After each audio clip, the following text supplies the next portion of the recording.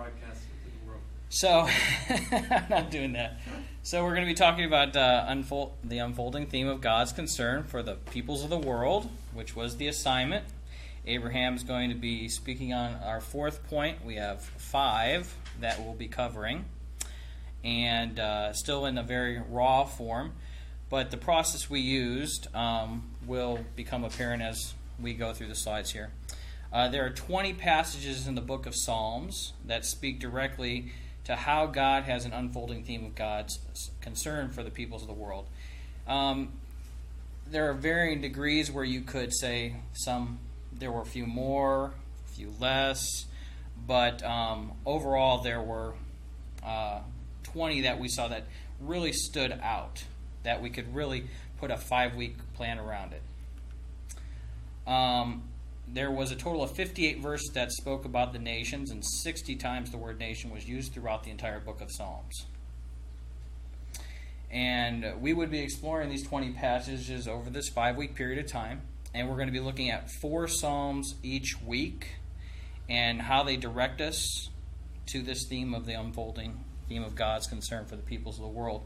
And so we have a lot of leeway within there, but the Psalms specifically speak to that topic. So we can play with it as much as possible as we need to, whatever storylines within the Psalms themselves. The Psalms provide us with the hymn book of the Old Testament. Here we discover the glory and greatness of the Lord in relation to the nations. God is sovereign over all peoples and nations. His glory extends to all the ends of the world, and all peoples have seen it. Numerous prayers call for God to manifest His glory in all the earth. It's a text from our textbook, quote from our textbook. Week 1, we would cover God's sovereignty over the nations. Psalm 22:28, 47:8, 82:8, and 19:4. 22:28 says, "For kingship belongs to the Lord, and He rules over the nations." 47:8 tells us that God reigns over the nations. God sits on His holy throne. This is His sovereignty we're speaking of.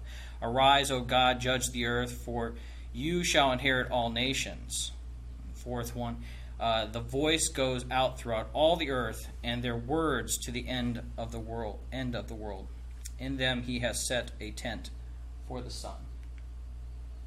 The second week we would be covering how God's blessing the nations. And we see that in Psalm 67, 18, 98, and 96. And 67:2 tells us that your way may be known on the earth, your saving power among the nations. "For this I will praise you, O Lord, among the nations, and sing to your name," in 18:49. 98:2 says that the Lord has made known His salvation. He has revealed His righteousness in the sight of the nations. And 96:3, "Declare His glory among the nations, His marvelous works among all peoples." The Psalms pick up the theme of the Abrahamic blessing to the nations in Psalm 67. God is called upon to bless Israel with the intention that the blessing He passed on will be passed on. Israel becomes the means of blessing the nation. God's election and blessing of Israel clearly has the nations in view. And we can note the structure of this in this Psalm 67. And this is something that actually came out of our textbook as well. It shows the similarities of verses 1 and 2, and 6 and 7, 3 and 5, and 4. And if you look at that, you can see the similarities.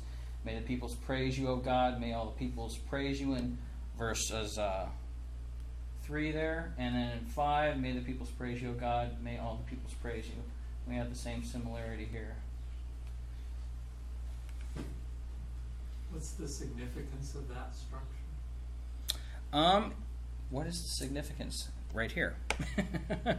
The opening and closing verses repeat the theme invoking blessing in order to become a blessing to all nations, so that the ends of the earth may fear Him. Verses 3 and 5 sound a call for the peoples to worship God. And the central verse calls for the nations to be glad and joyfully sing. Because God will judge the peoples and guide the nations, the anticipation of judgment is not normally an occasion for joy, but this is possible because the judgment will be just and because the salvation of the Lord has been made known. And that's also a quote out of our textbook as well. And that chart was. Week 3, we would cover the nations worshiping the Lord in Psalm 22, 45, 57, and 86. 22:27 tells us, all ends of the earth shall remember and turn to the Lord, and all the families of the nation shall worship before you. And I will cause your name to be remembered in all generations, therefore nations will praise you forever and ever, in 45:17. 57:9 tells us, I will give thanks to you, O Lord, among the peoples. I will sing praises to you among the nations.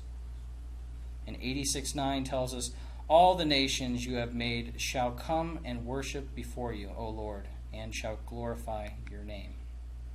So Psalms also express an eschatological vision of the day when all nations will in fact recognize the glory of the Lord and worship him. Week 4, Abraham's going to cover. You can read it, sir. We should cover God's saving the nations. Yeah, there you go, sir. Save us, O Lord, our God, and get us from among the nations, that we may give thanks to your holy name and glory in your praise.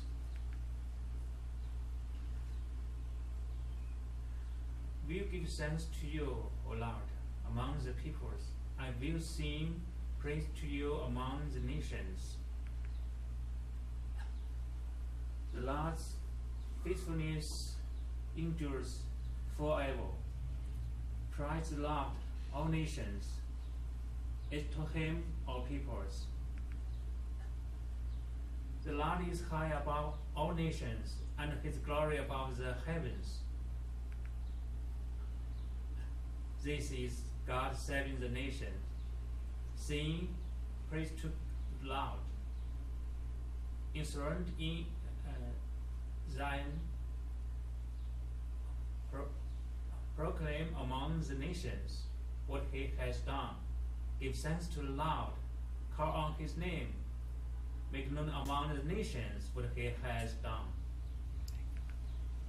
And then week 5, we're going to be looking at how God is king over all the nations in Psalm 46, 9, 97, and 72. And 46:10 tells us, be still and know that I am God. I will be exalted among the nations. I will be exalted in the earth. 9:20 tells us, put them in fear, O Lord. Let the nations know that they are but men. Selah. And 97:6 tells us, the heavens proclaim his righteousness, and all the people see his glory. And finally, 72:11 tells us, may all kings fall down before him. All nations will serve him.